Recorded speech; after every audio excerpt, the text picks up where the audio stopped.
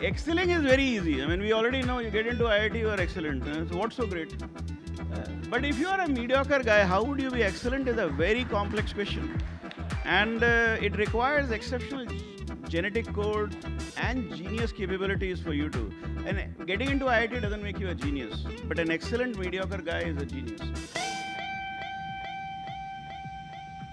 The two of you taking serious pride in mediocrity, okay, and wearing it with pride and ownership. I love that, right? Nobody talks about that. Everybody talks about, I'm too cool, I'm the best.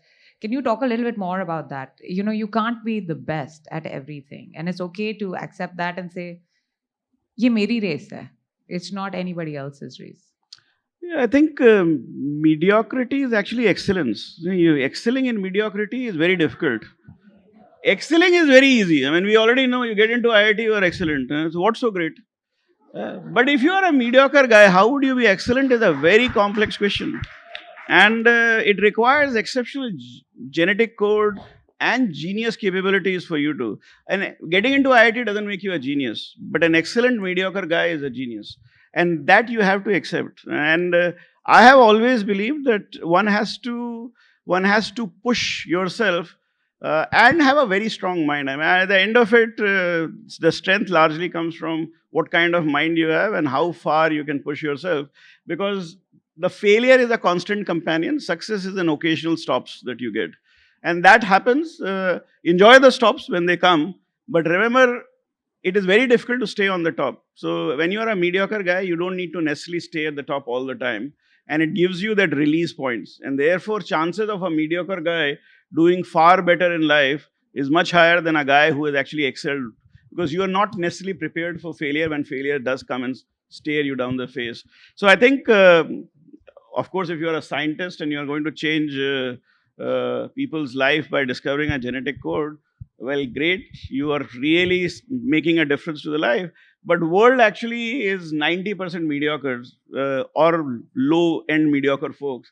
So since we are all democratic country, chances of those who are in mediocrity being celebrated is much higher than if you are in excellence side. So take it from me, try to tell your children to be mediocres. They have much higher chances of living a happy life than just being excellent. Gulbahar? I think absolutely fair point, but acceptance is the first step to that, right? Not only accepting yourself as you are, and also not getting compared. See, the biggest problem that we have is like comparison. So when we were growing up, actually, so our parents wanted us to, if, say, for example, if we are in a social gathering, we should behave like a Shah Rukh Khan, right? So, everyone should be attracted towards us. If we are talking to our parents, we should be Shravan Kumar, right?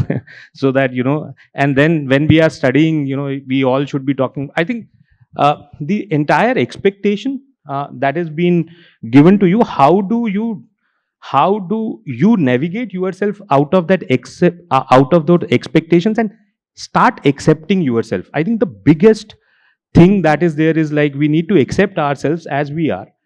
You talk about self-awareness. Actually, self-awareness also, in my opinion, comes when you start accepting yourself first.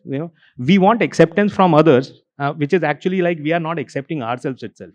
Right, so you need more and more validation that people should come and say you are good and all those things. I think if you start saying yourself as good, like you are celebrating today, I think if we celebrate ourselves, this is not a problem. Then it is not a comparison with anyone.